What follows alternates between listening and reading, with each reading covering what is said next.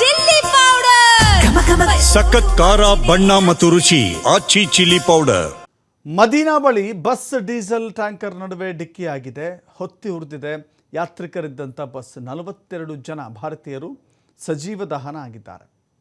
42 ಭಾರತೀಯರು ಸಜೀವ ದಹನ ಆಗಿದ್ದಾರೆ. ಮೆಕ್ಕಾದಿಂದ ಮದೀನಾಗೆ ತೆರಳುತ್ತಾ ಇದ್ದಂಥ ಯಾತ್ರಿಗಳು. ಮದೀನಾ ಬಳಿ ಡೀಸೆಲ್ ಟ್ಯಾಂಕರ್ ಹಾಗೂ ಬಸ್ಸಿನ ನಡುವೆ ಭೀಕರ ಅಪಘಾತ ಸಂಭವಿಸಿದೆ.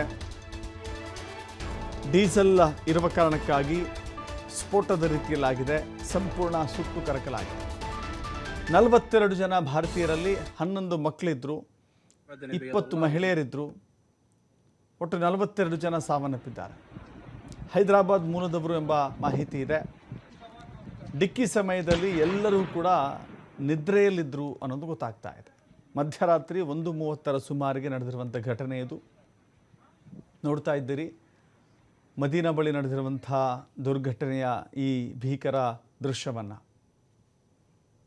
ಸೌದಿ ಅರೇಬಿಯಾದಲ್ಲಿ 42 ಭಾರತೀಯರು ಸಾವನ್ನಪ್ಪಿದ್ದಾರೆ ಅಂತ ಹೇಳಿ ವಿದೇಶಾಂಗ ಸಚಿವ ಜೈಶಂಕರ್ ಕೂಡ ಸಂತಾಪವನ್ನು ಸೂಚಿಸಿದ್ದಾರೆ.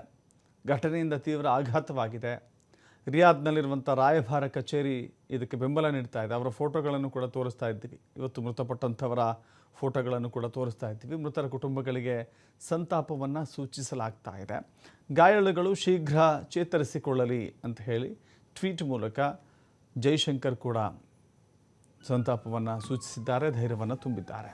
حقنا الدفاع المدني بيض الله وجيههم والله ما تأخروا. نشوف من المدينة مسافة 40 كيلو ويمكن